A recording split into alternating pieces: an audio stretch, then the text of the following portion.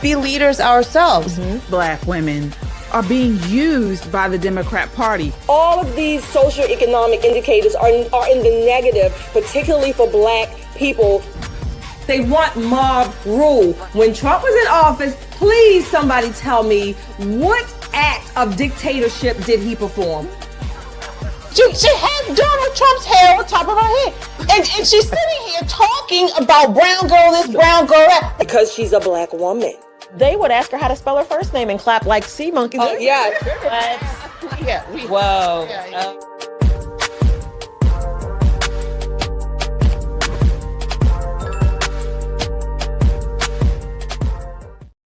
Woo!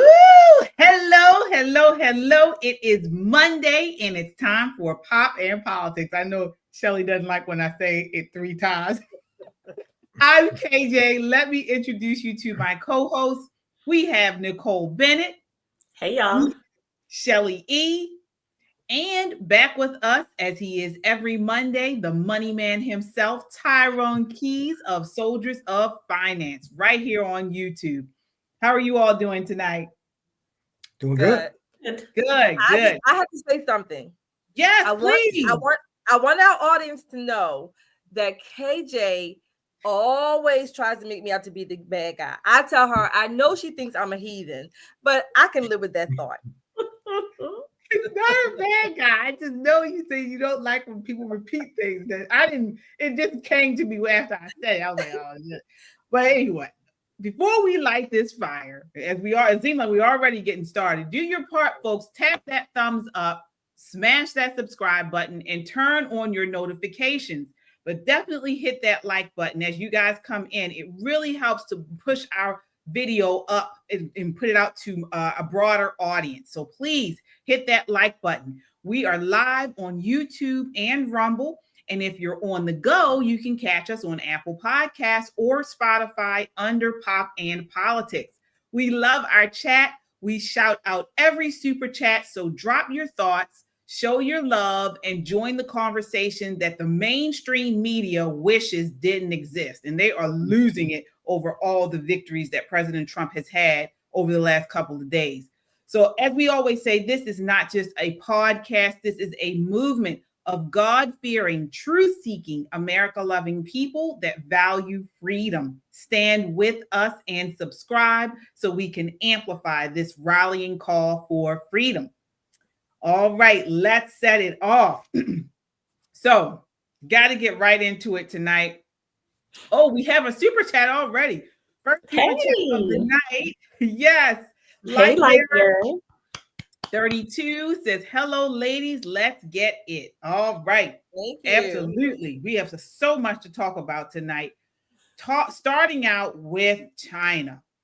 President Trump just pulled off what Biden never could, a hard-fought trade reset with China that actually puts America first. The mainstream media has been bad-mouthing Trump with bad press over the last month or so about this. Said he couldn't do it. Said this was going to tank the U.S. economy. It was going to, everything they said was bad. But after years of getting rolled by the CCP, the U.S. now holds the upper hand thanks to President Trump's tariff hammer and America First diplomacy.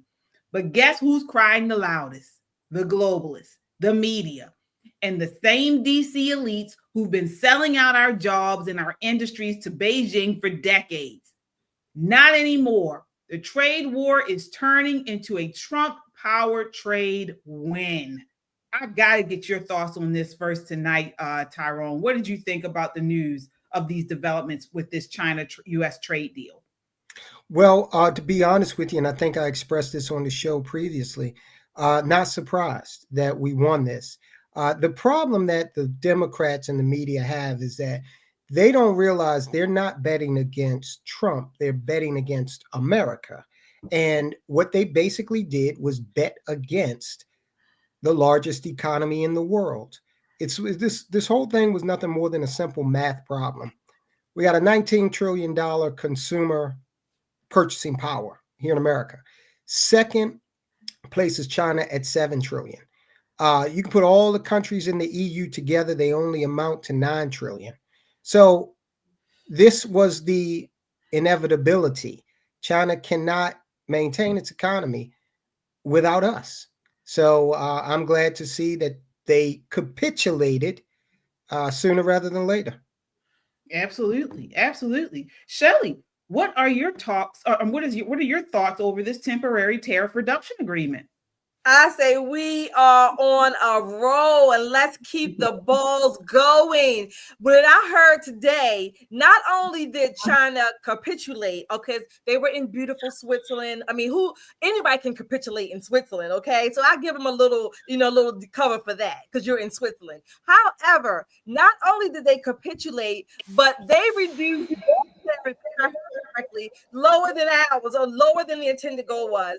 I was like this. I was clapping. I was just laughing. I was tickled pink. Not only that, our stock market loved it. I think all of the indices were up.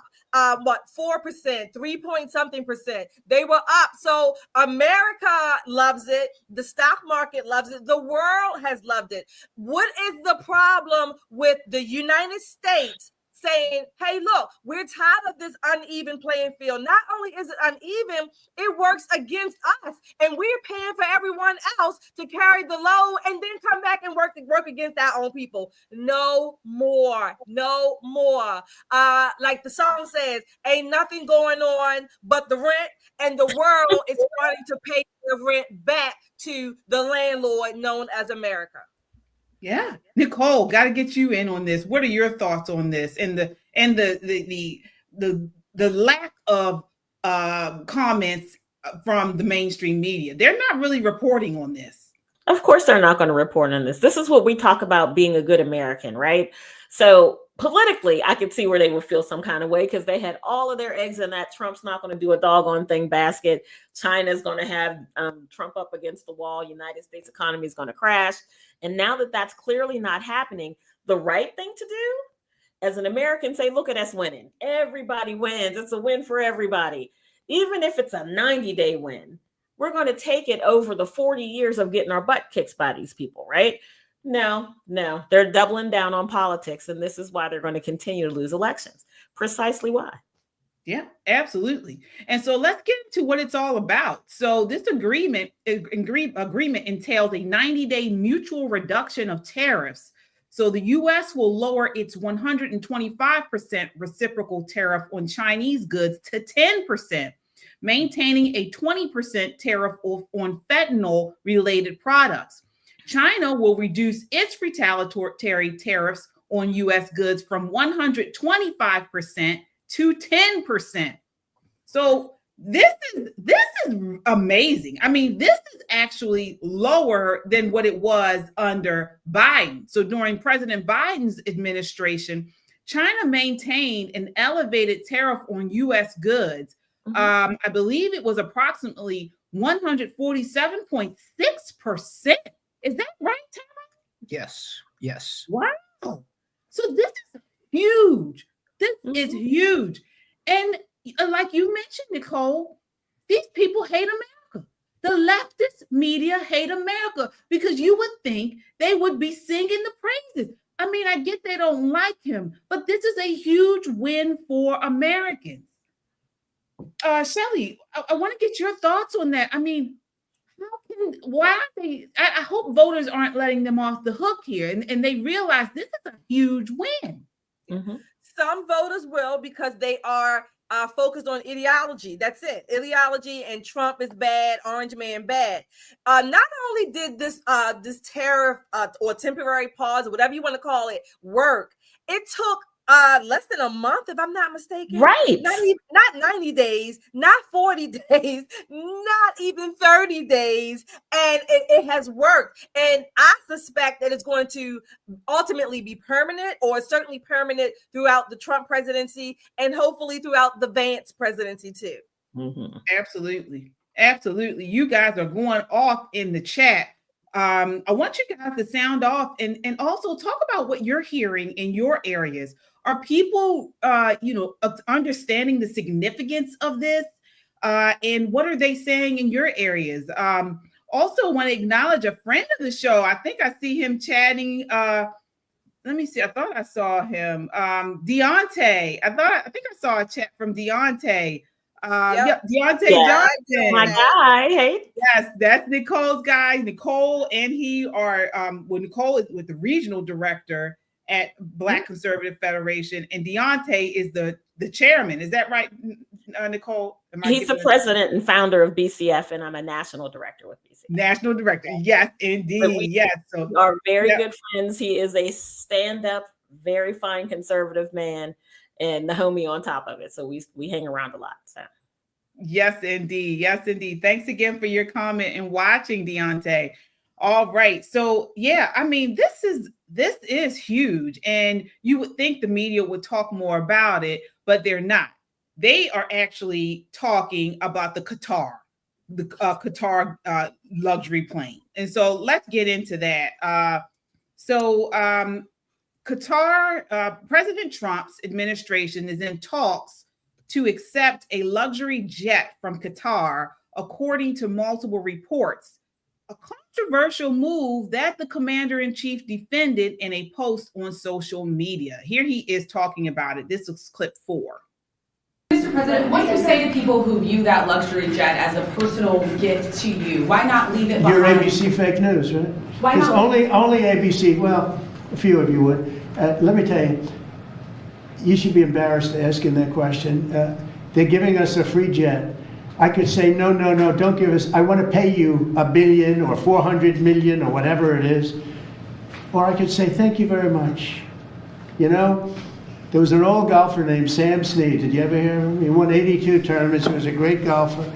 And he had a motto: when they give you a putt, you say, thank you very much. You pick up your ball and you walk to the next hole. A lot of people are stupid. They say, no, I insist on putting it. And then they putt it and they miss it. And their partner gets angry at them. You know what? Remember that, Sam Snead. When they give you a putt, you pick it up and you walk to the next hole and you say, thank you very much. Respectfully, sir, as a businessman, some people may look at this and say, have you ever been given a gift worth millions of dollars and then not received anything? It's not a gift to me, it's a gift to the Department of Defense. And you should know better, because you've been embarrassed enough, and so has your network. Your network is a disaster. ABC is a disaster. I love him. I love him with my whole heart. The petty is just, oh my gosh.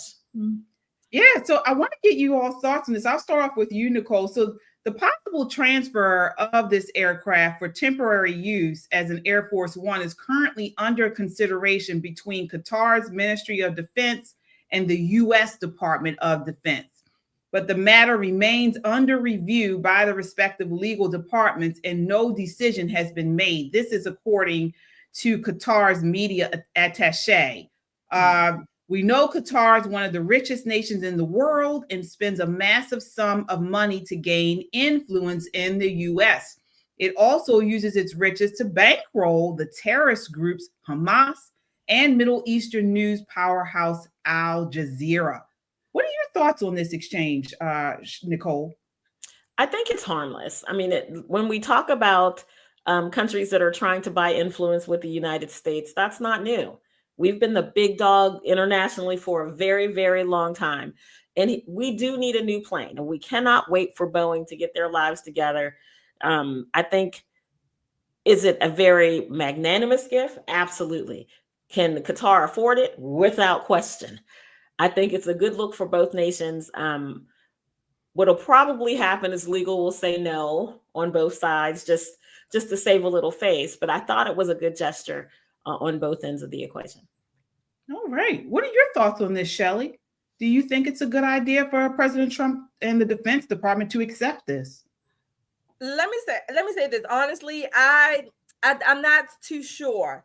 I will say temporarily, while Air Force One and the other planes are being whatever, they're stuck in limbo. It's a temporary gift. That's number one. Number two, the United States has received gifts from other countries as well as we have given gifts to other countries. So this is not new. There is the the emoluments clause, or the when you're accepting gifts, they have to be declared, things like that. So all of these things apply. Do I think the media is making a hullabaloo out of this? Absolutely. Because they just don't, anything that Trump does is not going to be good enough. They never talk about, say anything that he does that works, that's good. It's only the negative. So I do think there's some gray area there.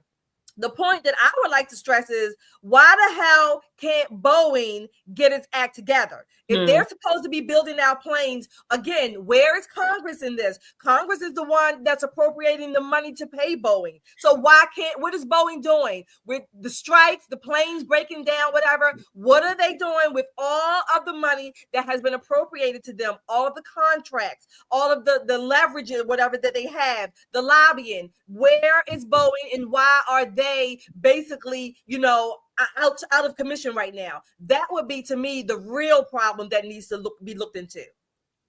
All right, Tyrone, what are your thoughts here? You agree it's a good gift? Well, I think it's a nice gesture. However, I don't believe we should accept it, because that's a hell of a security risk. This is the president of the United States we're talking about. And there could be anything on that plane from surveillance devices. Okay. God forbid the plane has a legitimate mechanical issue that would create some diplomatic difficulties. And the other thing that we need to consider is the Air Force One program, at least the 747s, because Air Force One or Army One, Marine One, it's any aircraft that the president happens to be on at the time. But the 747 program is actually two planes. It's not just one.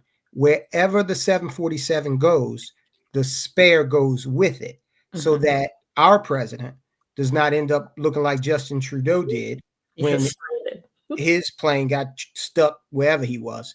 And they had to make a decision as to order parts or hop a Spirit Airlines flight back to Canada. Okay, we don't want to be looking like that. So it's a very nice gesture. I think that we should politely decline. Yeah. We have some super chatters here, folks. Thank you all so much. Let me see. And as you guys come in, please hit that like button. It helps to get our video out to a larger audience. We really want to get this out, so please hit that like button. Kung Fu CJ says, hello, everyone of my PNP family. Hi, Kung Fu CJ. All right. He also says, Trump, give them the shaft every chance he gets. Yes, he does. Red Bucks, thank you so much. Thank you for your $3 super chat. Yeah, I think it's a bad idea. I really do. I do not like this at all. As for two reasons. One, we just went through an entire administration with Hunter Biden going all over the world, getting giving his art out, and he said it was nothing there, and we know it was something there, but the look of impropriety is just it's too much for me. That's number one. And then number two, to me it's a show of weakness. We have our president of the United States having to use a foreign dignitary's plane. I don't care if it was I don't know, $1 trillion. I don't care if the whole plane was golden. We can't get our president of the United States the best. We have to go to Qatar of all places. Sponsor of evil, a sponsor of terror all over the world to gift us this. And the Constitution's foreign emoluments clause does not call for public and transportation action. It prohibits any person holding a federal office of public trust, very much including the president, from accepting any present or title of any kind whatsoever from any king, prince, or foreign state. There is an exception. The office holder, and this is according to the National Review, may accept gifts from a foreign power if Congress consents. President Trump could lawfully have his opulent Qatari plane if he could convince lawmakers to approve it. So this is a bad look for me. I don't like it at all. I don't like it at all. I thought it was a nice gesture. It was a nice gesture. It was a nice gesture, but I would say thanks, but no thanks. again, we still have to answer the question. And again, Where's Boeing? Back to Congress, what the hell is going on with Boeing? All of these resources, money, labor that has been allotted to them, why are they not producing out the planes, the spectacular machines that they are? Why are they not, and why can they not? Damn the strikes. Get President Reagan, he fired all the air traffic controllers, I think it was, right?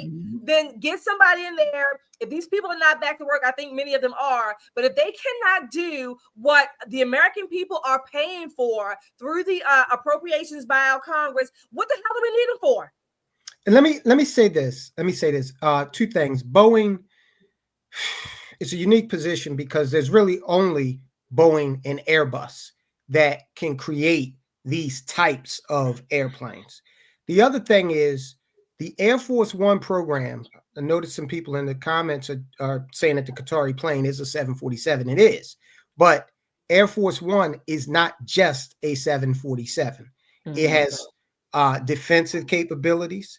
It has special communications capabilities. So this is not an off-the-shelf 747. Now, I'm not excusing Boeing, all right, because their performance of late has been lackluster in every single line of business that they have.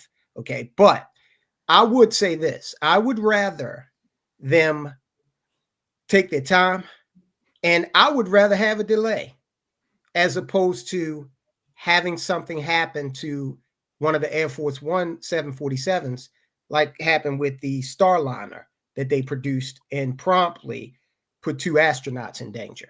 Yeah, so, I agree, Tyrone. I agree. I mean, I don't dispute that. I don't poo-poo that. I'm just saying, as a whole, we give them, beaucoup money, right? There really should. I mean, a delay, if you want to improve it, make sure everything is A and every part is where it's supposed to be. That's fine. My point is, the bigger point is that we shouldn't even. We only rely on Boeing. We should not have these problems that we do with Boeing. They should be top of the top of the top. That's what I mean. This is too much. It's too much bureaucracy and labor stuff. We don't need all that with Boeing. Well, true, but Boeing has been beset with a DEI problem. For a very long time. Yes, sir. So they've prioritized everything except engineering, apparently. Right. But to me, it's just like our President Trump. This. Why does he have to have someone else gift him a plane? Why can't we? We should be able. The United States is supposed to be the smartest, the best, the brightest, the strongest power in the world. And our president has to get his Air Force One plane from Qatar? Well, we had 4 years of absolute dumbassery, right? True. Unchecked jackassery is what we had for 4 years. And as Tyrone was saying, these planes aren't like off the rack. It requires some special things that happen. And we've seen Boeing things fall out of the sky. So take y'all time, get it together. We're going to be okay. We're going to wait. Yeah. All right. We do have some super chatters, folks. Thank you all so much. We really appreciate you. All right. Let's see here. We have, Laura Jenkins with the $5 super chat. Thank you so much. Thank you, Laura. And Laura with the $5 super chat says, it is a nice gesture, but Trump cracks me up when he goes off on the media. Me too. Me too, Laura. Yes, indeed. All right. Well, we will continue to follow that story. I'm just, I get excited just because the media is just rattled by it. I mean, I don't agree with it, but if it rattles the media, I'll go with it just to get them upset. But again, I think I agree with Tyrone. I think it may be a security issue. So we will continue to follow this. Now we're moving on to The View. Talk about meltdowns. The ladies of The View were on today, and they were fighting over the nationality of the new pope. Take a look. This is clip 7. There's one other thing that's also very interesting to me because President Trump, as you remember, called Haiti a certain type of country. As it turns out, our new American Pope has Haitian and Black roots. So we actually have a Black Pope. Apparently, it's like chef's kiss for me. So apparently, both of his maternal grandparents are described as Black, Haitian, or mulatto in several census documents.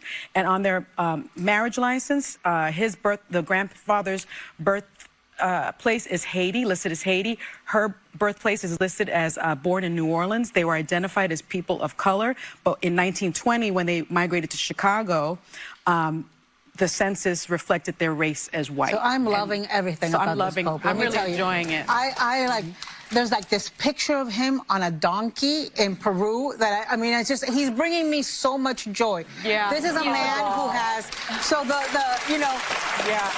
the Americans are claiming him. The people in Chicago are fighting over him. The Haitians are claiming him. The Dominicans are claiming him. The French, the Spaniards, and the Peruvians. And the Black people. He speaks, well, I think the Haitians. The Louisiana people.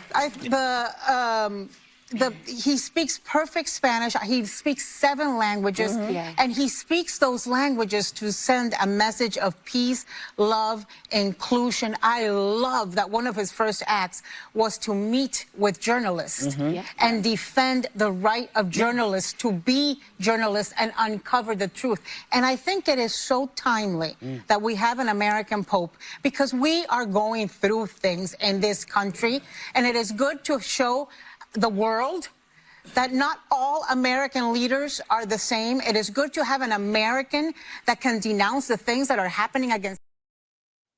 These women are really sad.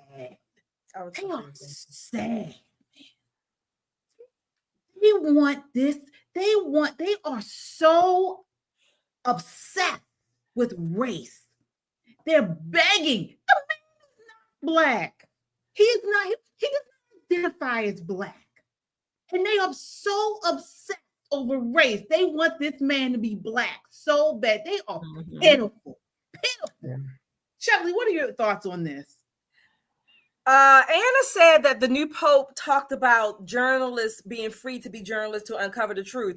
Well, when is The View going to take up that mantle? Because they're not doing that. That's number one. Number two, Sunny with her ancestral lineage of this man and where he's from. Did she ever stop to think, what about her ancestral lineage? Damn it. I mean, doesn't she have slaves in hers or slave holders or whatever, her family? I mean, this is so enraging. This is all they focus on. This man has not been Pope for a week, maybe, give or take. And already they got the man pinned as Haitian and Black and any other quote unquote marginalized ancestry, just so they can try to show up President Trump. It's not going to work. It's not going to work. This is how dumb they are. They are beyond sickening. They are embarrassing. I don't even like to call them women. They cannot occupy the same space as we. Not you, Tyrone, you're a guy. But they cannot occupy the same space as us. They can't. They just cannot.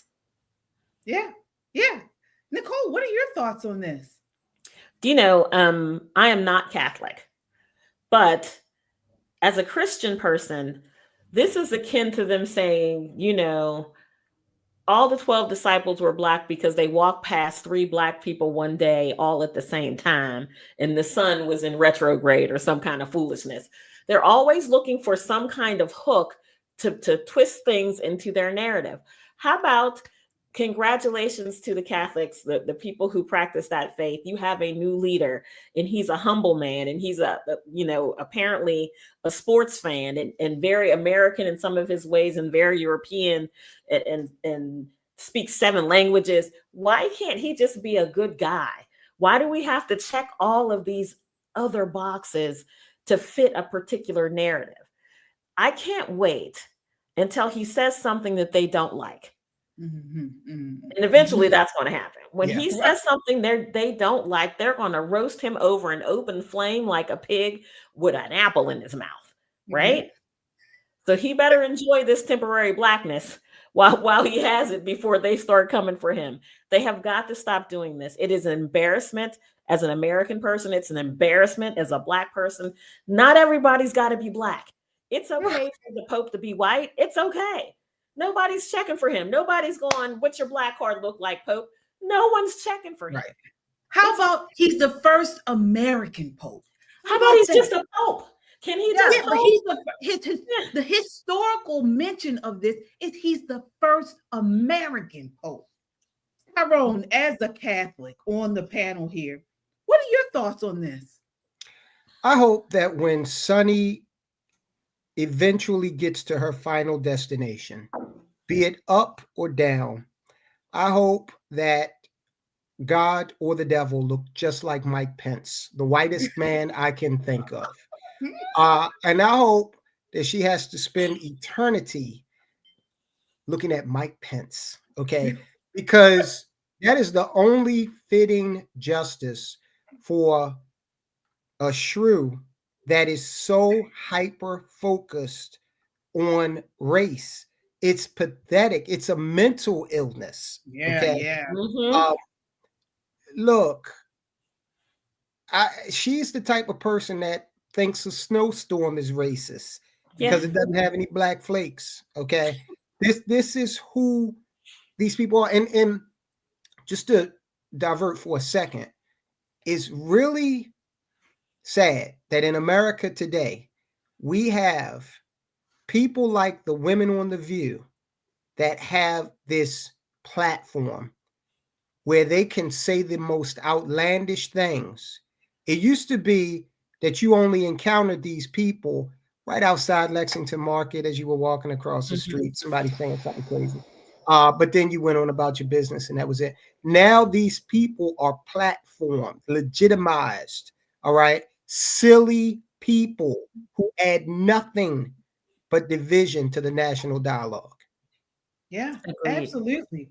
Folks, we have so many people in the chat, over 500 people watching. Get those likes up. I don't think we have as many likes on this broadcast. Please hit the like button because, again, we are battling against people like Joy Reid, like Don Lemon, who they're no longer on MSNBC. They were fired from MSNBC and CNN, but they have that money. And so they're able to create large platforms here on YouTube because they're coming with large bank. So we want to counter them with the truth, with conservative thought. And so it helps if you hit the like button, it helps to get our video out to more people to spread it wide.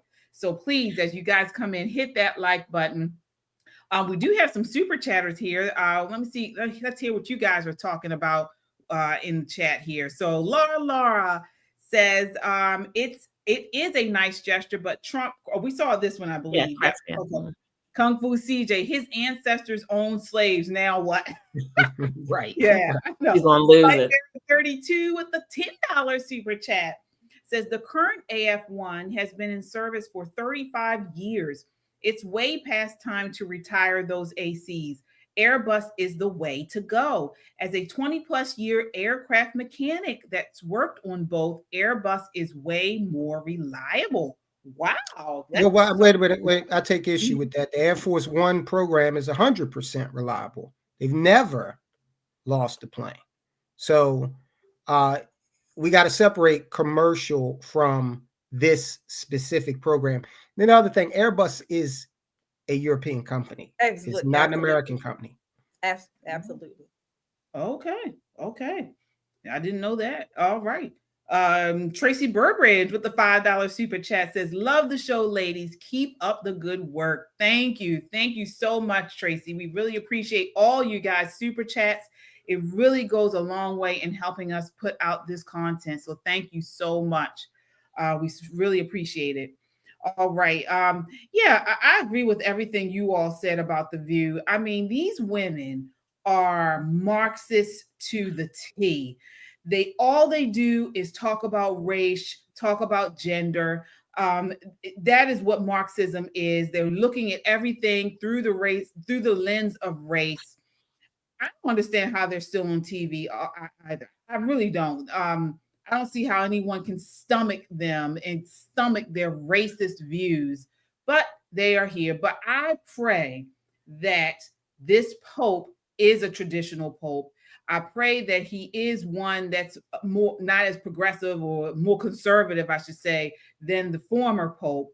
And their smiles get wiped right off of their faces. So we will certainly see. He's commented on some issues, but not many yet. So we'll see. We will certainly see.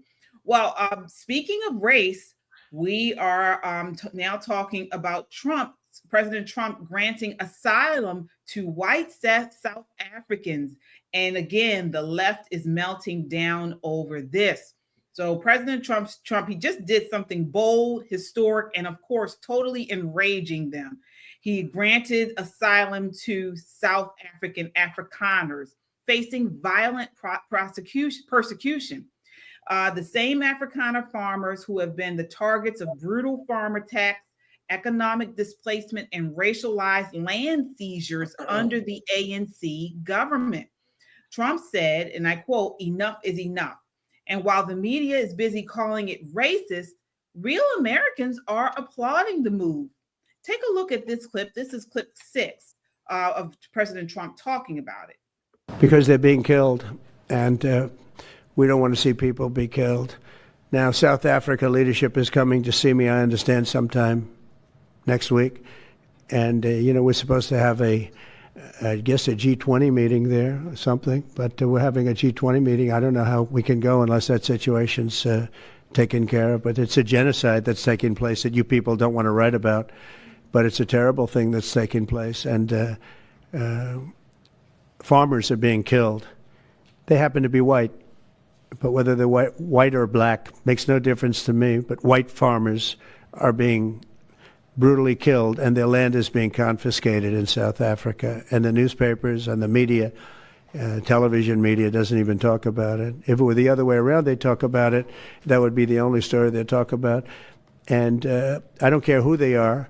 I don't care about their race, their color. I don't care about their height, their weight. I don't care about anything. I just know that what's happening is terrible. I have people that live in South Africa. They say it's a terrible situation taking place. So we've essentially extended citizenship to those people to escape from that violence and come here.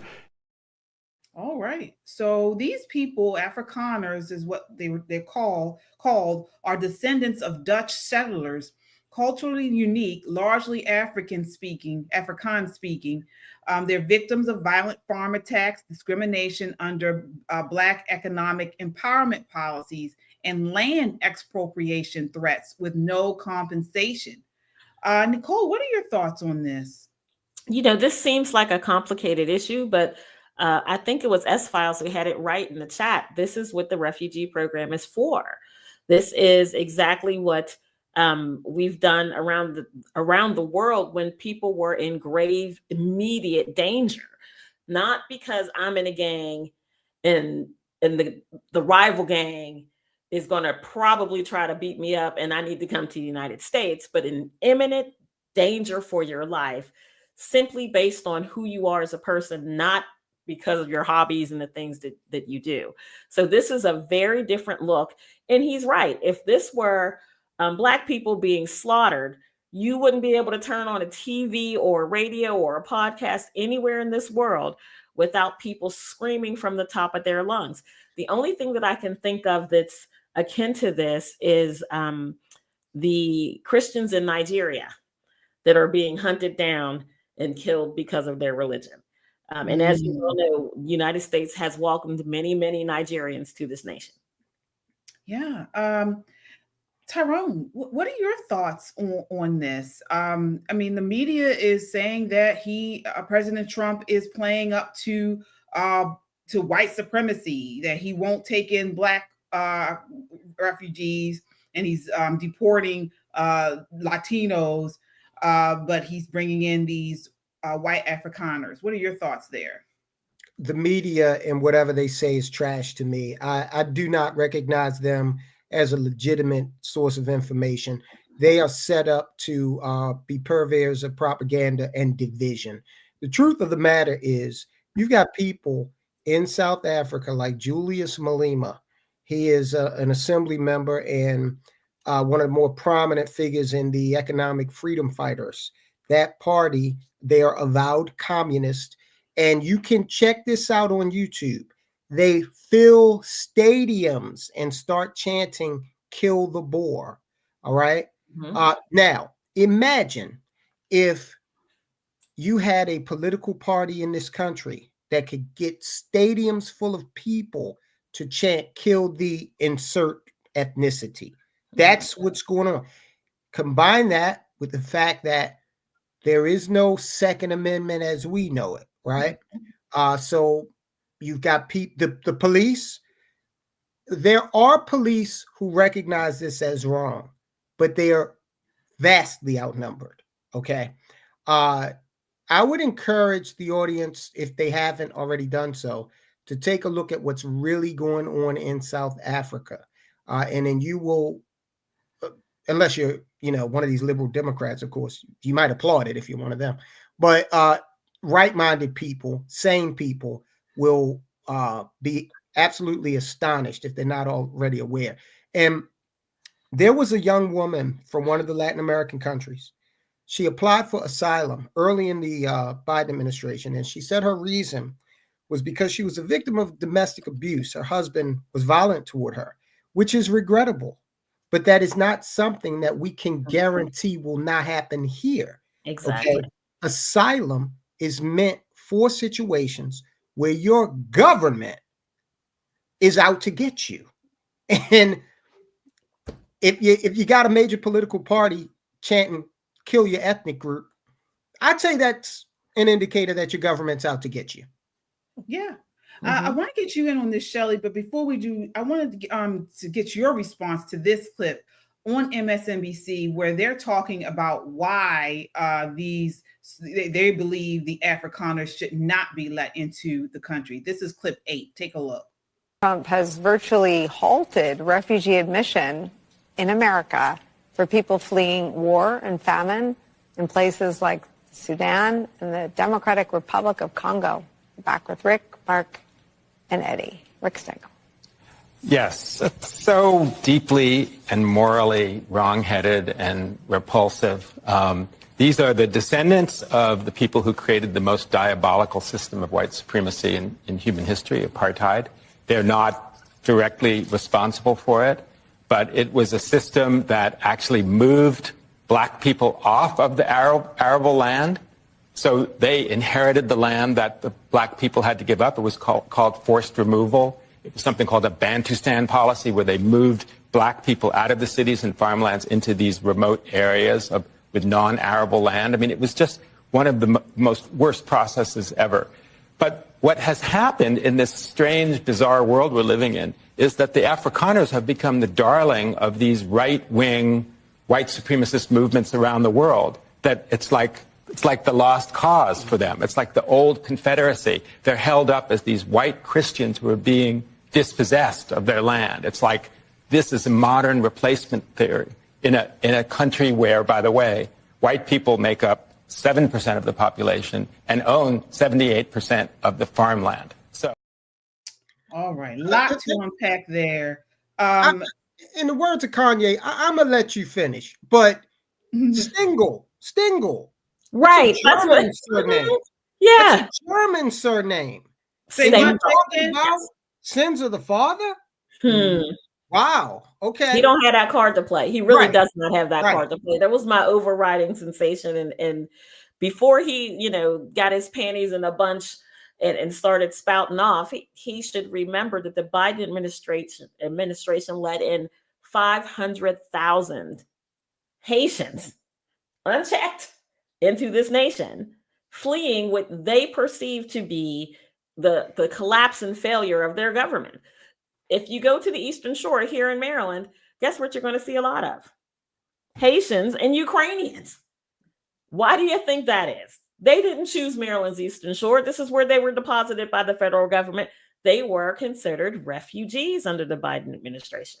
It makes me sad when people try to paint the United States as this horrible, super racist country, especially when your last name is Stengel and you got blonde hair and blue eyes, bro.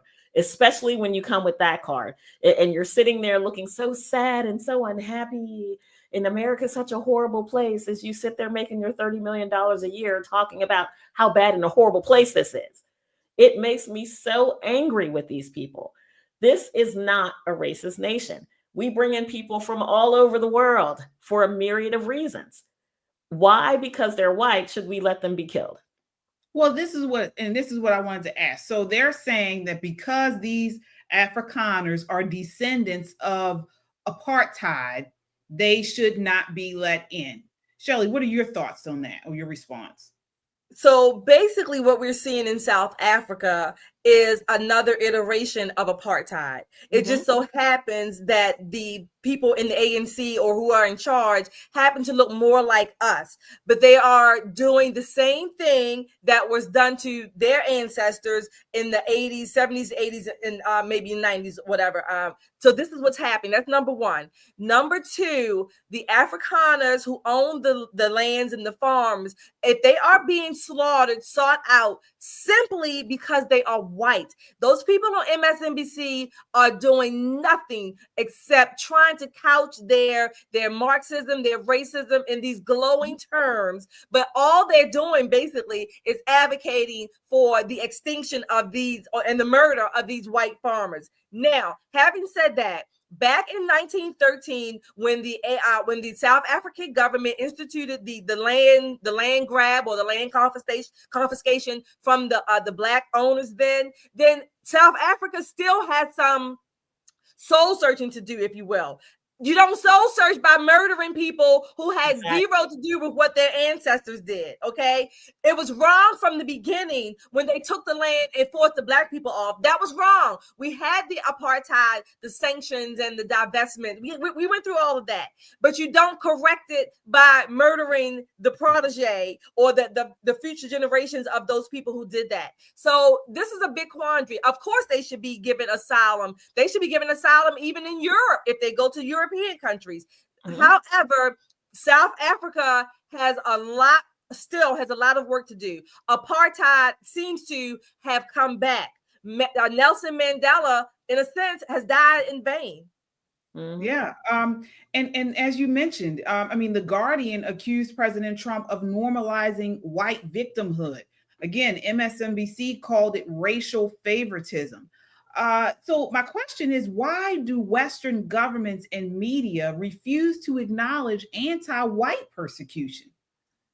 Because there's no such thing, remember? I mean, you can't, because, at least from the American perspective, I mean, hell, black people can't even be racist, okay? So therefore, anything that white people do is, no matter what the position or no matter why, it's seen as a big taboo. They're wrong. They deserve it. They were the slave holders, things like that. It's a distortion. It's a murderous distortion, because these philosophies, this Marxism, again, they are getting more and more people murdered every year. Marxism in the 80s, 90s, over 100 million people died under communist Marxist rule. We still have it. And unfortunately, South Africa, again, seems to not have learned its lesson. I don't believe that this was the lesson that Nelson Mandela and all of those other people fighting against the horrible system of apartheid, I don't believe that this is what they died for and fought against, only for the black Africans, South Africans, to come and do the same thing to the white people. Well, this is here on MS. I'll get you in on this, Tyrone. This, or like for you to respond to this woman on MSNBC. She gives a stunning response to this. This is clip 9. Well, in my view, what makes it different is that they are white South Africans. The president, in my view, has not hidden his racism behind a bushel. In fact, in his policies, whether it's removing government workers or, in this case, admitting white South Africans while denying refugee status, asylum seekers from other countries, principally Central and South American and Black nations, to come into this country. And so I think that, this policy, while it's not surprising in this action, really speaks of the underlying message in this that disrespects and shows disdain for people of color, while embracing these Afrikaners now, and also expediting the process by which they can come into the country while denying that same process to other refugees. All right. So Tyrone, what's your response there? Just another idiot that held a seat in Congress at one point. That corrupt organization is full of those kinds of people. South Africa has not learned Zimbabwe's lesson. They are following the same path of this racial retribution that ends up pretty much destroying the country. Robert Mugabe, he did this whole, I'm going to evict the white farmers. What did that end up in? Famine, a $1 trillion banknote, because literally their inflation got so ridiculous that you had to literally carry a wheelbarrow full of Zim dollars to get a loaf of bread. And if you left, this happened. A guy left the wheelbarrow full of Zim notes just to see if he was in the right line. He got back, the Zim notes were on the ground and the wheelbarrow was gone because it was worth more than all of those banknotes he had in it. Okay. So South Africa has already had, they've seen this. They fired all of the white people associated with a desalination plant. What happened? They weren't able to get fresh water in a region of South Africa. So what did they do? They went over to Germany and hired a bunch of white folk. Okay. This is the kind of insanity where you're letting race-based issues result in the literal destruction of the country for everyone in it. Okay. And their economy, I tell you what, they are the weakest member of the BRICS group, the weakest original charter member. So it's not like what they're doing is even working. There's history to the north, and it's not ancient history in Zimbabwe. And they seem content to repeat it. Yeah, this is evil. This is evil. And I encourage you all to check out the videos that Tyrone mentioned of massive crowds, stadium-filled crowds, hundreds of thousands of people shouting, "Kill these white Afrikaners." This is evil, pure and simple. And we are seeing an evil spread across this globe, this racial idolatry. I keep saying that that's what this is, and it's evil. And actually, many of these Afrikaners coming over are Christians. That's something to talk about. They're Christians. So, again, from my view, we are all brothers and sisters in Christ. And so no matter your color. Now, talking about the racial dynamic that the left continues to push on President Trump, during his first term, I believe it was from 2017 to 2020, President Trump let in many different ethnicities as refugees. So despite reductions, he did have reductions, and he did have a pretty big vetting process. But he let in refugees in his first term from the Congo, Myanmar, Syria, and Iraq. These are all black and brown people. He let them in, despite the reductions on the refugee plan. So it's not anything about race, I would say. It's like you said, Nicole, he's letting these people in because they are facing persecution. And I'm sure there's another part of this.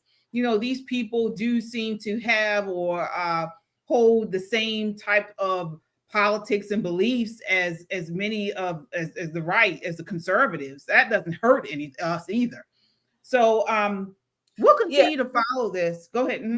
One more thing I want to say. I had this pulled up. I didn't mention this first, but I think it was Tyrone or whomever was talking about the rates, or the people on The View, I think it was, or MSNBC, about the rates that he's not letting in people. Well, according to the justice.gov, this is the Justice Department. I'm just going to throw out a few countries in Africa. Okay, we have the Congo. The grant rate, that means that people were granted asylum compared to the denial rate.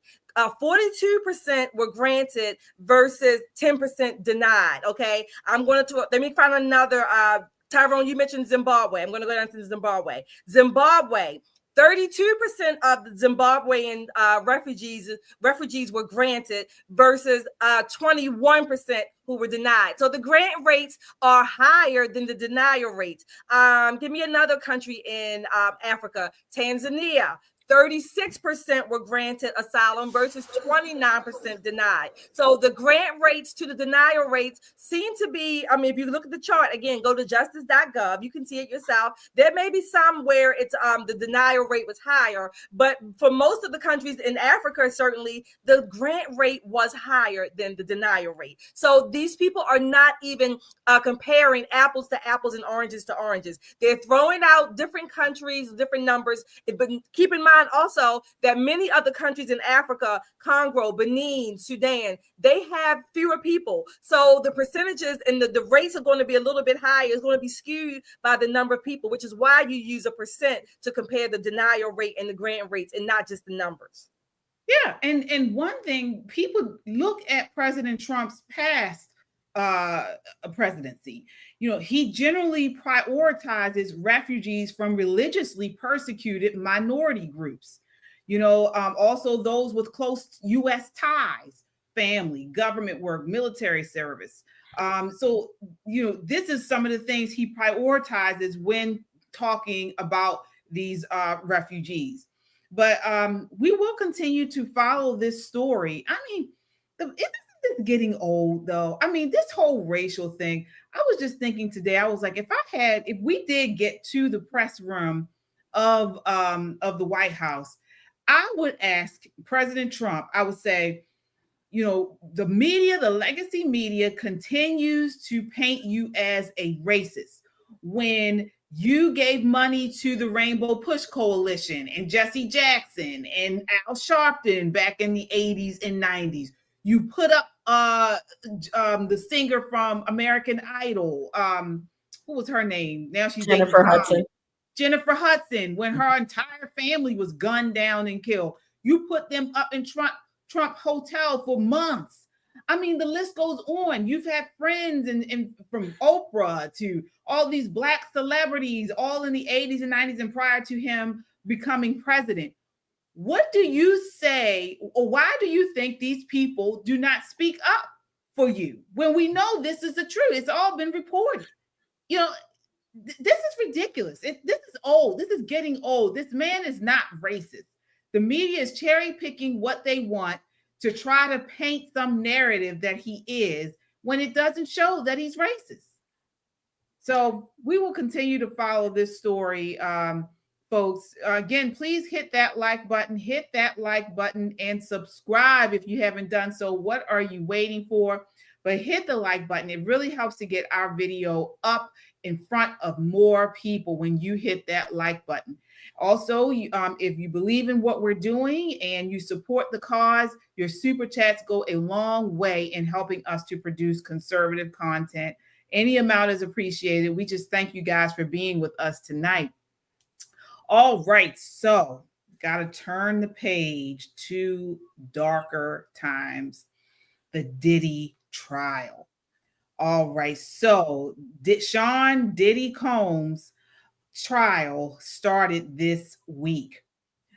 It's an expose of Hollywood depravity. Sean Diddy Combs is now officially on trial for federal sex trafficking, racketeering, and some of the most disturbing allegations we've heard in years.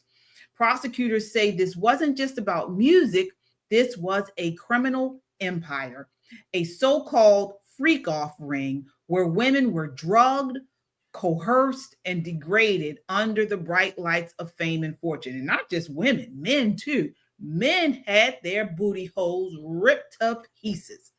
And guess who helped look the other way? Hollywood elite. The same crowd that lectures us on morality. You got all these Hollywood elites talking about President Trump and, you know, this and that, and they remain silent on what this man was doing to men and women. Take a look at this clip. This is crazy. This is clip 5.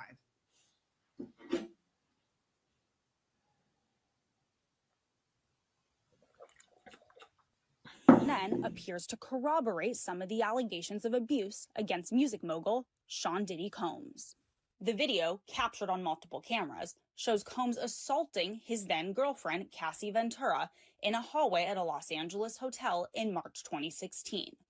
A lawsuit filed by Ventura in November last year and settled the next day referenced actions that seem to match those seen in this video. There is no audio. That was hard to watch. Nicole, what did you think of the trial unrolling today? It was very interesting. What you just saw is not what he's on trial for. He's not on trial for abuse. He's not on trial for beating anyone. Cassie Ventura is one of the key witnesses for the state. But let me tell you, the most interesting thing about this trial thus far has how many times have we heard the words willing participant? Willing participant, willing participant. These people who are in the king parties, as they called it, the hotel parties, the freak offs, were willing participants. This is what we heard from the defense all day today. And the star power on these, the prosecution side and the defense side, Mark Garagos's daughter, Tini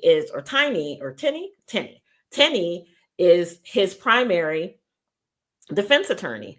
On the other side, on the prosecution, James Comey, we all know, the disgraced FBI director, his daughter is on the prosecution side.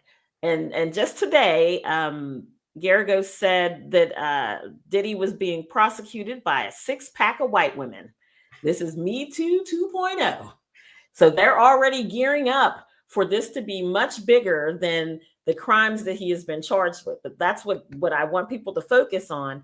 What he's being charged with has nothing to do with that video, has nothing to do with his 11-year on and off again relationship with this woman. I love the one point that the defense attorneys made is that you're not going to like him. He's not who you thought he was. But we're not here to judge this grown man's sex life with his willing participant 11-year girlfriend. We're not going to do that. However, I think the more they show that video, it's going to be trouble. There are, I think, 4 or 5 older men on this jury that are older than 60. There's some that are 40. I think there's a couple of people in their 30s, women. I think these older men are going to have a harder time making a jump from that video to him being a criminal mastermind. I think the younger ones may make that jump a lot easier, but I think the older ones, they're going to have to do a little bit more than show that video over and over again. Yeah, I mean, you mentioned the daughters of these 2 legal giants. Mm-hmm. Well, Sean Diddy Combs' 3 daughters were in the courtroom today as well. And they actually had to leave the courtroom after the male escort, Daniel Phillip, began divulging salacious details to the jury. The teens who were seated in the same row as Diddy's mother, Janice Combs, left as Phillip testified that their dad paid him to have sex with Cassie as he masturbated in a corner at the Gramercy Park Hotel in 2012. They came back in a few minutes later with the graphic testimony still ongoing and then left again. So earlier in the day, when the jurors were shown now infamous footage that we just showed of Ventura at a Los Angeles 2016 hotel, the mogul shook his head slowly from side to side. So again, as you mentioned, tomorrow, Cassie is set to give testimony. And apparently there are going to be a lot of pretty big names that will be testifying as this case continues.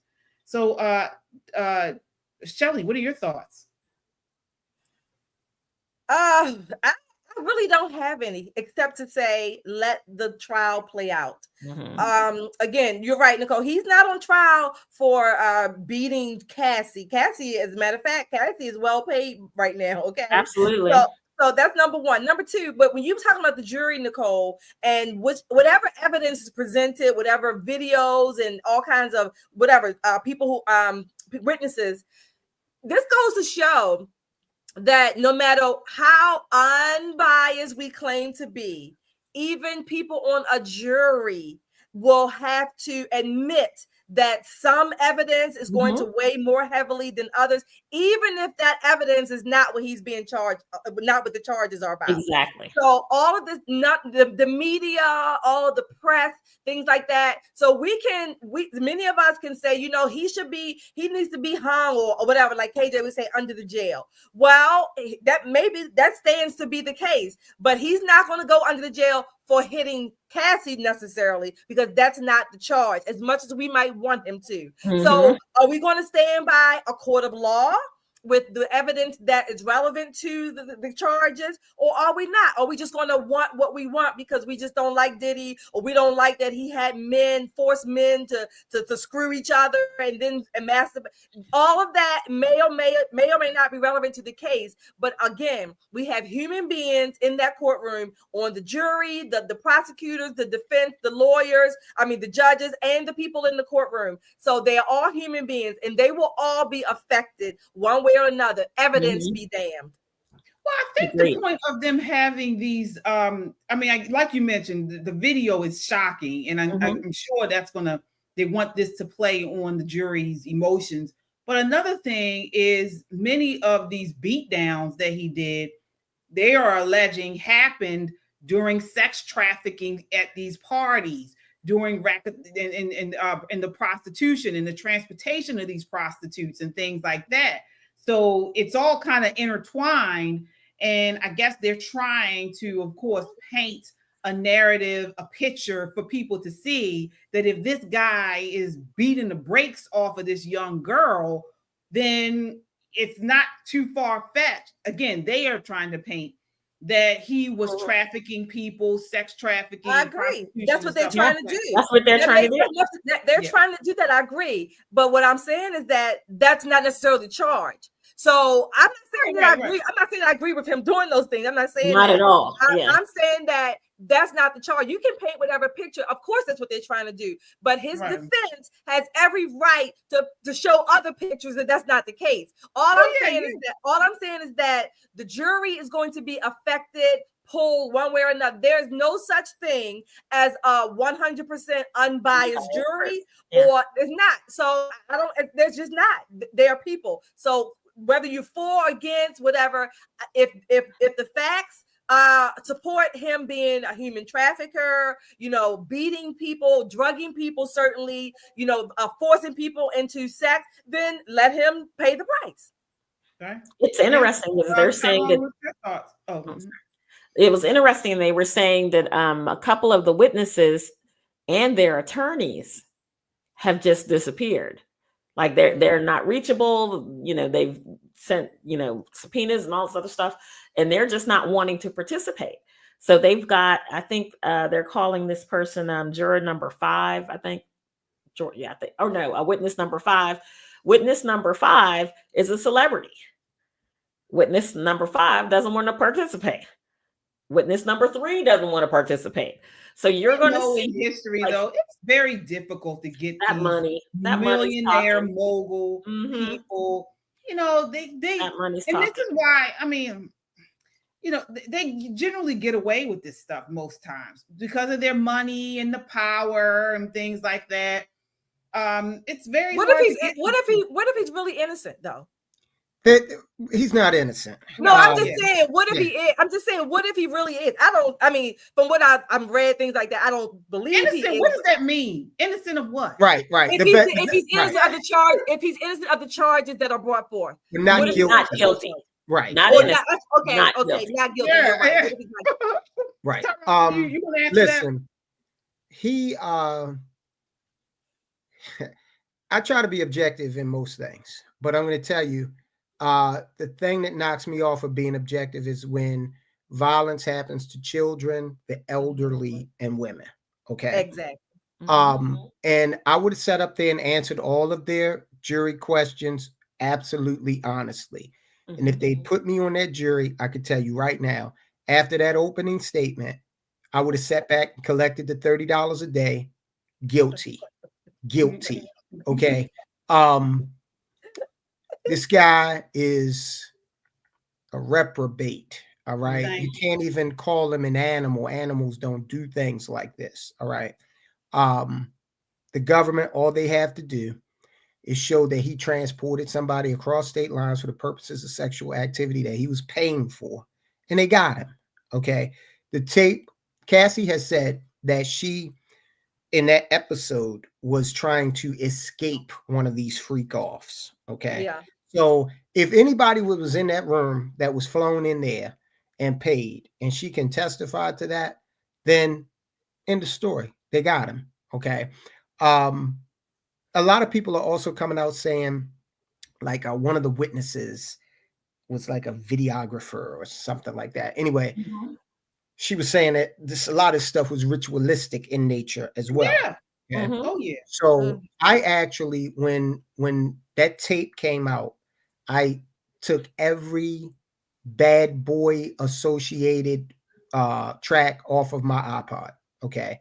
Because now I know what energies he was tapping into in order to be that creative. Okay. And I don't want anything to do with that kind of negative spirit. So yeah, say what you will about me. I would have sat there for 8 to 10 weeks, guilty. Okay. And I might have stretched it out in order to get another, lunch. Catered lunch in a nice hotel. Right. And I'm being completely honest. Okay. And to write a tell-all book afterward. Yeah. Guilty. I think a lot of people are pretty much afraid of what's going to come out of this. Not so much for him, because he's done, he's toast. Even if he is found quote unquote not guilty, there's a stain on his career, a stain on his life. He's lost it all at this point. The civil suits are going to make sure that he's lost it all. However, I think there's a certain segment of Hollywood that's a little nervous. And I'm going to be very honest with you. There are some people who have a vested interest in some of these witnesses not testifying.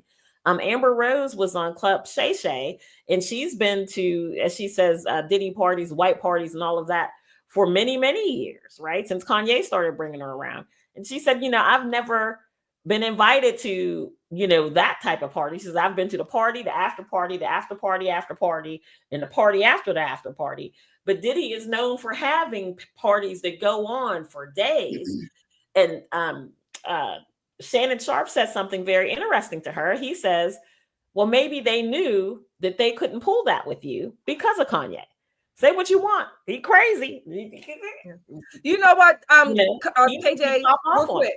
Nicole's and Tyrone's made me think of two quick things. Number one, I think most importantly, it made me think of how, I don't know, I guess how easy humans, as human people, as human beings, how easy it is. We want to belong so much that we will want to fit in because we want to be with the right crowd and we want to look like we know somebody that knows somebody and it's 7 degrees, whatever. And it's just how easy it is that we can be, I guess, sucked into that, whatever it may be. That's number one. Number two, Tyrone, to your point, real quick, I was talking to you, KJ, about this. I saw the movie Sinners, and you were talking about how those kind of negative spirits, if you will, with that music, right? I saw the movie Sinners this weekend, and it was weird, and that might be putting it mildly, right? But it spoke to that, basically, how music can be the devil's playground, and all of the themes and whatever evil that can be associated with it, all these different, the movies had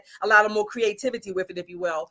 But it does speak to that. And again, when I grew up in the 80s, if you will, the rappers, the hip hoppers, it wasn't like it is today, no less. But if you think about it, in some ways, I would have to say that I guess I did participate in some of the music that I would listen to. It wasn't as hardcore, but when you think about how the genesis of it and what it was beginning to breed, then we were all affected by it, or we all participated in it to a degree. Right. And if you think about the genre, the hip hop genre, right, we don't have R&B anymore. Remember love songs, once upon a time.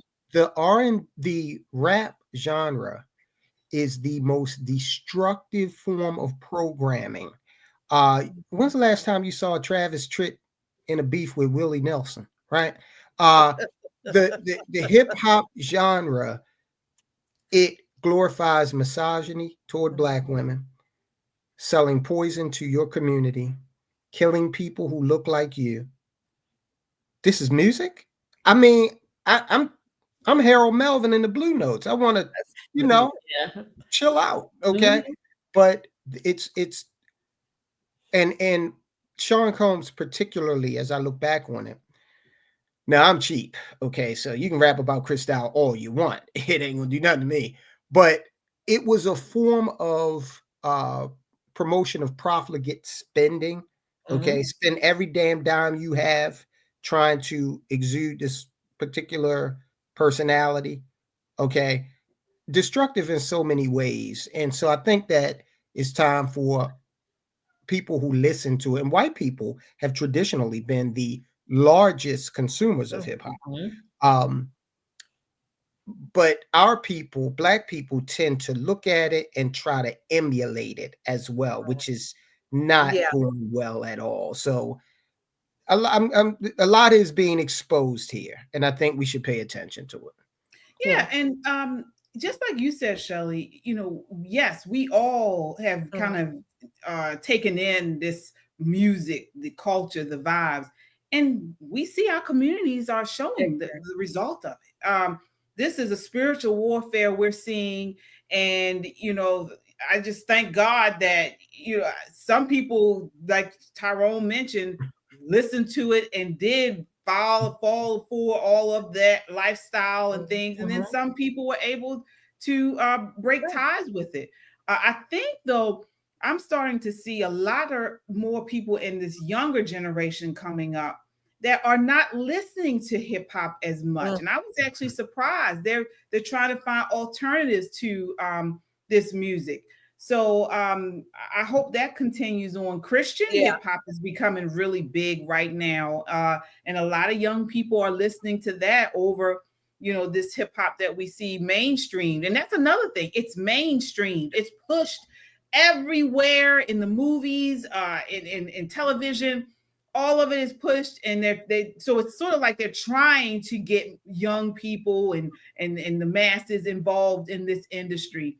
But as the Bible says, for nothing is hidden that will not be made manifest.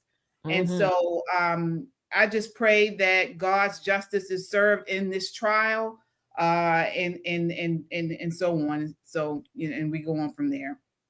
All right, so folks, like, share, and subscribe if you're tired of the elite's double standards, and demand justice no matter how famous or powerful someone is. This trial isn't just about Diddy. It's about a culture of corruption being exposed. All right. Let me see here. Do we have super chats here? I thought I saw one. Yes. Okay. We have Ian. Yes, Ian joined the our Freedom Seekers Club.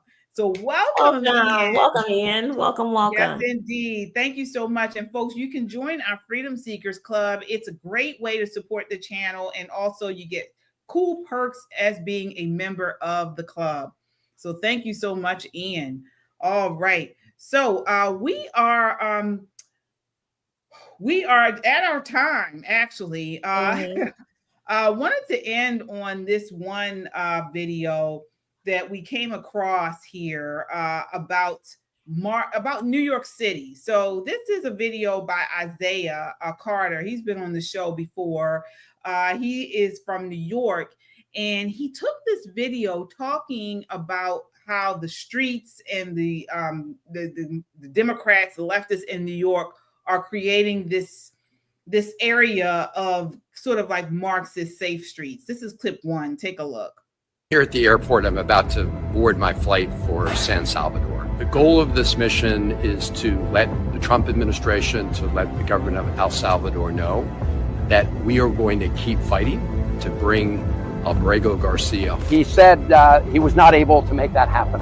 He said, I'm not interested at this moment in taking a tour of CCOT. I just want to meet with Mr. Abrego Garcia. Trump administration is lying about Abrego Garcia. This is why independent media is so important. Thanks to people like you, patriots who love America and stand for truth, we're making a difference.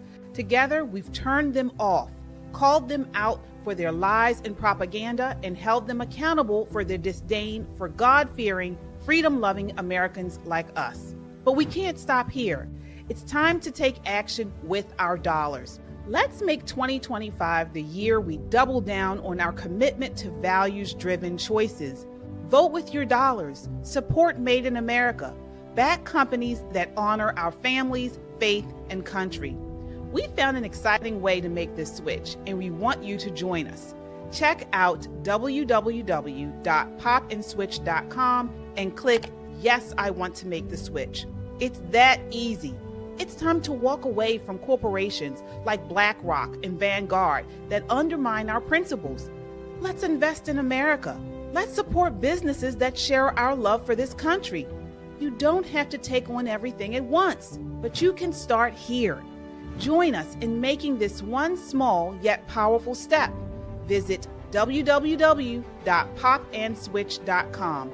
Click the link and schedule a call with our team to learn how you can make the switch.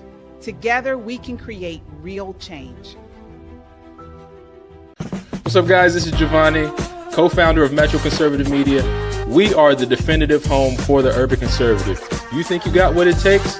Go to metroconservativemedia.com and click Join the Movement now.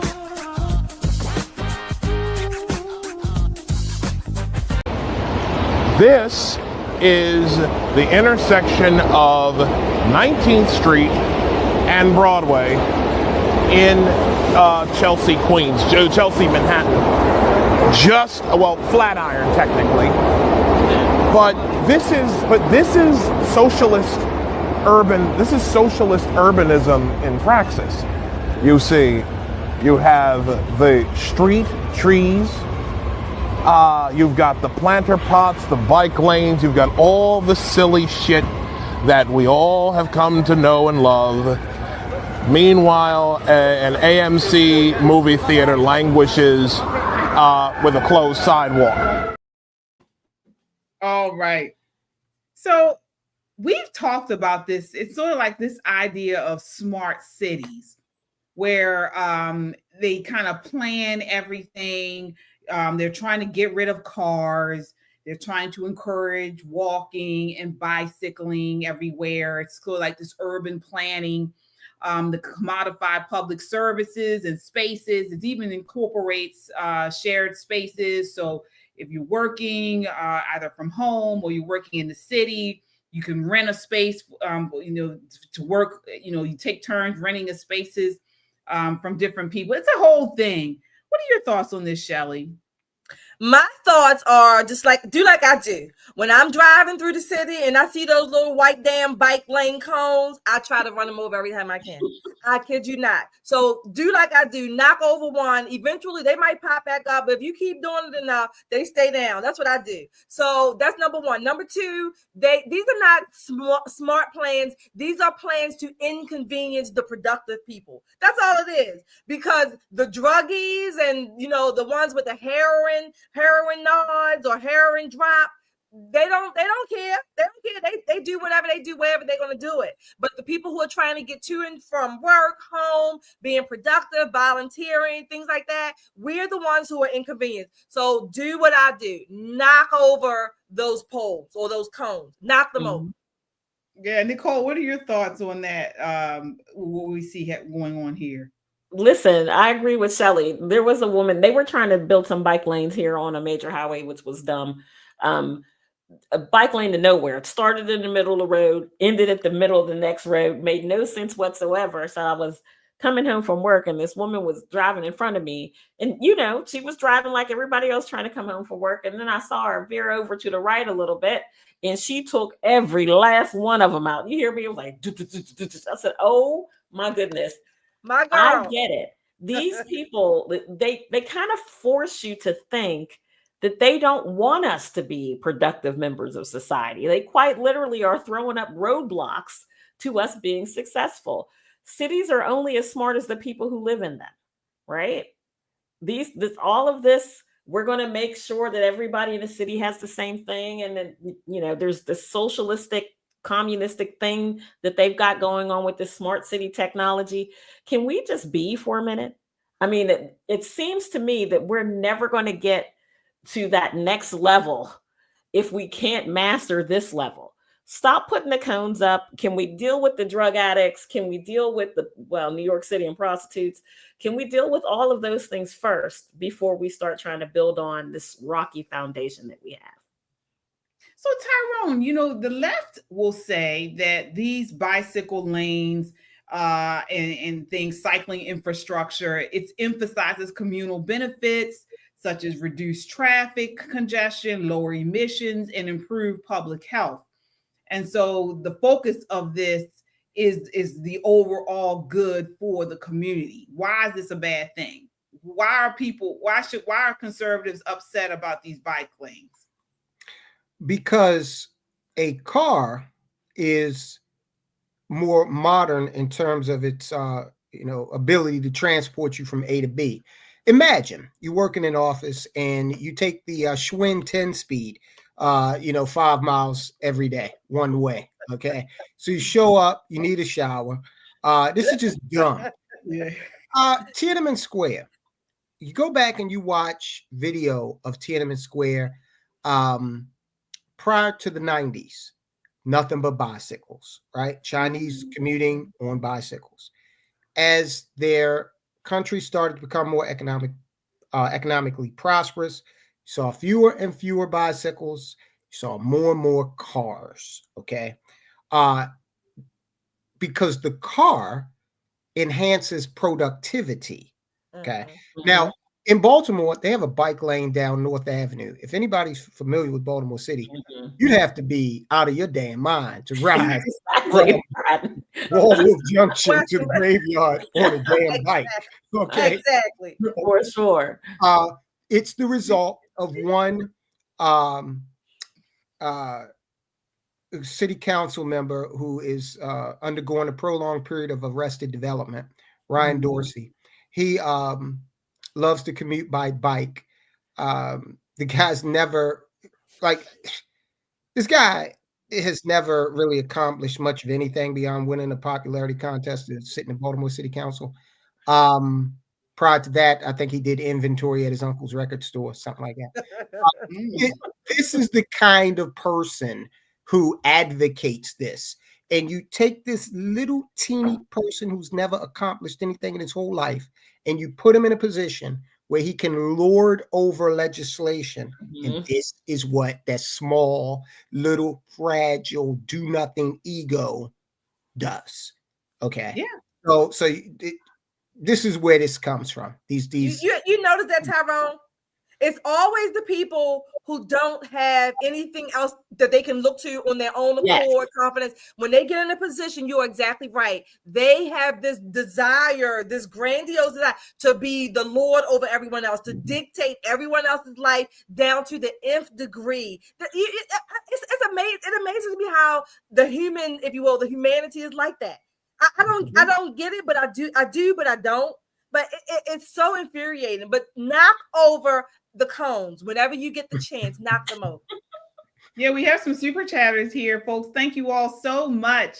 All right, let's see here. We have all right, Yoni with the $10 super chat says, excellent show. I missed the last two, unfortunately. Oh, by the way, lock Diddy's ass up and swallow the key. All right. He said swallow it. She has on her shirt, her He merch. said swallow the key. Yeah, swallow the key. And you see she's wearing her Poppin' Politics shirt. Not black, not white, American. Right. Nicole has the cup there, the mug. So you guys, you can check us out at our web store, www.popandpoliticslive.com, and click on the shop button and you can get all of your merch there. Some really cool t-shirts, hoodies, cups, mugs, all that there. All right, we have JT Thompson with the $5 super chat says, you know you're wrong, don't you, you know you're wrong, don't you, brother? Walter Heath, 1975. Message as true today as it was then. All right. Thank you, JT. And Wizard with the $5 super chat says, amazing video. Thanks for your analysis. Continue with the great work. God bless all of you. Thank you so much. Thank you. Yes, indeed.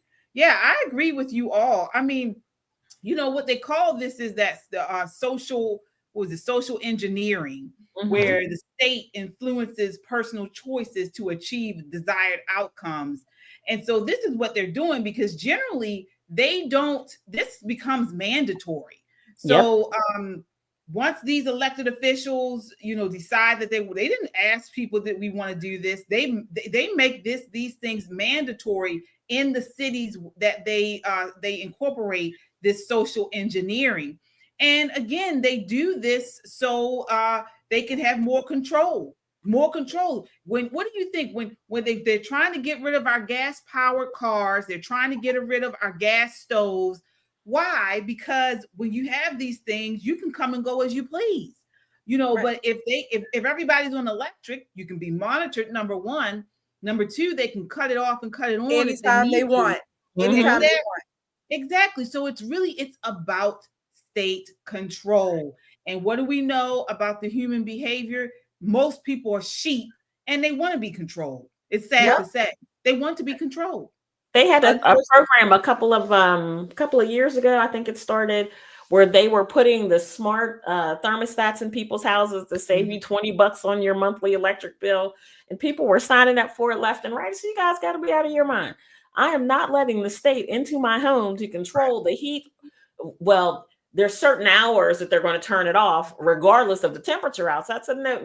Listen, you don't have but one time to turn anything of mine off. Right. And you still got to pay the damn high bill, but you're gonna give them permission, the right to turn it on and off when they think. And then, but listen, it's not even the electric itself is not expensive. It's the fees on top of fees, and then the fee for the fee, and the fee fi fo fum, and all of that makes the bill high. I use like $40 worth of electric. The bill's like $125. And then they got the nerve to ask me to kick in for my neighbors who might be struggling. I was like, well, what if I'm the neighbor who's struggling? Where do I sign up for the check? Where do I sign up? It's by design, Nicole. It's all by design. They want, and see, this is the conundrum. This is the question we always have to ask, not just only with the state, you know, so-called making it easier on people, but also with technology.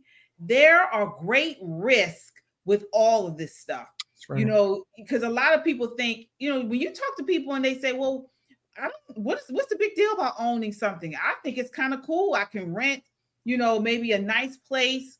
I'm renting it. I don't have to own it. I can get people to come in, cut my grass, you know, maybe clean the house. All these things they think is really cool to get. You know, they have where you can have little malls underneath where you live. The shopping center is right there. The grocery store is right there.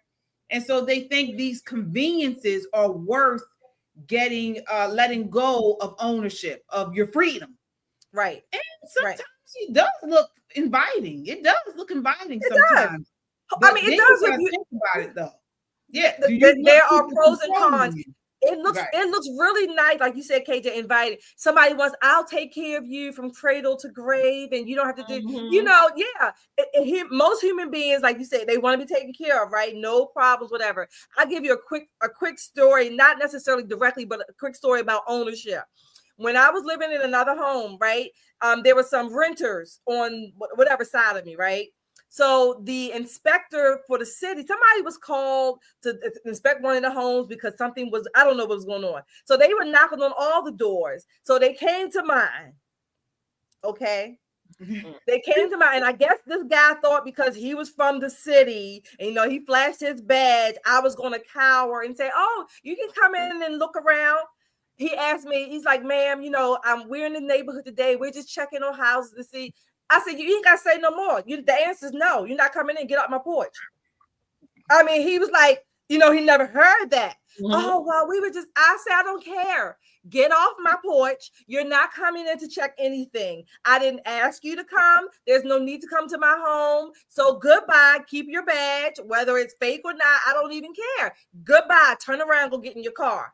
And he was like, oh, okay. Well, can I leave you this? No, you cannot. Take whatever little you have with you, but you need to get off my steps right now.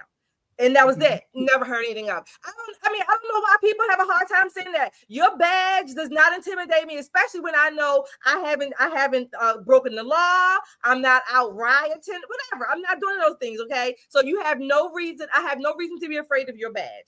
Goodbye. No. You know, people forget that freedom is not free. It's expensive. It's incredibly expensive to live a free life. But let me tell you, I would have it no other way. I would have it no other way. I'd rather be broken free than rich and enslaved every day of my life. Absolutely. There are two types of lions out there. There's the lion on the Serengeti, and there's a lion in the zoo. And I'd rather be out there on the Serengeti than relying on the zookeeper to throw me a T-bone every now and then, you know. Waiting on somebody to fall off into the pit, see if you can get some, right? And the analogy goes even further when you think about, you know, the requirements. That lion in the zoo is required to perform. Absolutely. You know, you got to come out of the cave and show yourself to the people. The same is true with, you know, us as human beings. If we accept a life of, you know, servitude, basically, then hey, you're expected to go down to the Amazon warehouse and work 10 hours a day. And, you know, people have got to start thinking outside of this consumer box and get back to being free. And freedom might not mean a Lear jet. Yes. Fine. Okay. Look, Puff Daddy had Lear jets. Where's he tonight? Okay. Yeah. Grayed up and sitting in prison. Have you guys seen that picture of him? I didn't even know it was him. I was like, who is this man? And they were like, Sean Combs. I said, my God, he has aged. And it's not just the gray hair, but like his posture, his skin. He looks terrible. Well, you do bad stuff, it comes back on you. You saw a photo or just a drawing? The drawings. The drawings. So a lot of people had different drawings, but the most accurate drawing that I saw, he was hunched over like this at the table. White hair, white goatee, and they drew his skin with lines on it. Yeah. For the audience and for you ladies as well, if you're not familiar with Robert Johnson, the blues guitarist, Robert Johnson, take a look at that, because that is kind of I won't say the genesis, I'm sure it happened before that, but that's a tale of a real musician who made a deal with the devil. And you can research it and find out more. Yeah, well, you guys got to understand, it's one thing you remember the song he was saying, take that, take that. That was his mantra. He was like, take that to his victims. Now he's getting it. And that's hard living in prison. That's hard living, especially if you bent over 24/7. Here we go. That's hard living. They said he's lost a bunch of weight. You know, he's not bloated anymore. I'm sure he's doing, you know, enough calisthenics. Freedom. He's lost his freedom. Yeah, absolutely. And can you imagine? You know, in the wee hours of the morning, I just did this morning. You wake up 2 a.m. You say, I'm thirsty. So you go down, you open the refrigerator, and you got your drinks there. And no matter which one you pick, you know why it tastes so good? Because at 2 a.m., when you open your refrigerator, the main ingredient, whether it be milk, water, Coca-Cola, the main ingredient is freedom. Okay. That's why it tastes so good. And he might not be tasting that freedom for quite some time. Tyrone, my grandmother used to tell me when I was just starting out and I had an apartment and I literally had no furniture, right? I had, you know, I bought a bed and then I had to wait and bought a little dining room set. My grandmother used to tell me, don't worry about it. As long as it's yours, your mattress can be on the floor in your house, but it's yours. That's You right. get what you get. And she's never, that was never a lie, right? I didn't have a bed frame at one time. I just had the mattress and the box spring. Then eventually I got, you know, a bed frame and a hip, all that stuff. But she was never lying, because when I went into my little apartment, it was mine. It was That's mine. right. That's right. Shelley, when I got my first apartment, I was in East Baltimore and I had a decision to make. I had $300 in my pocket. That's a bedroom set or shotgun. And where I was living, The Shotgun. choice was clear, shotgun. Mhm. I slept in the living room, right? Because all I did was work. I slept in the living room. And when I left that place a year later, don't you know, like the chalk outline when somebody gets off? My imprint was in the carpet. What? Because I slept in the living room. I was just so much it had his outline. Right. Yeah. I was just working tons of overtime. That was a place to lay my head. But That's my good. imprint was in the carpet. Listen, you got to crawl before you walk, but don't sell your freedom. Yep. Right. Do not That's sell right. your freedom. Yes, indeed. As we wrap up tonight, remember this: freedom isn't just an idea, it's a responsibility. It's the fight to speak truth when the world demands silence. It's the courage to stand firm when the culture bows down, and it's the fire that built this nation and the flame we refuse to let die. So we got to keep pushing, folks. Hit that like button if you haven't done so already. It really helps to get our video out to a wider audience. Also, you can share it on your social media.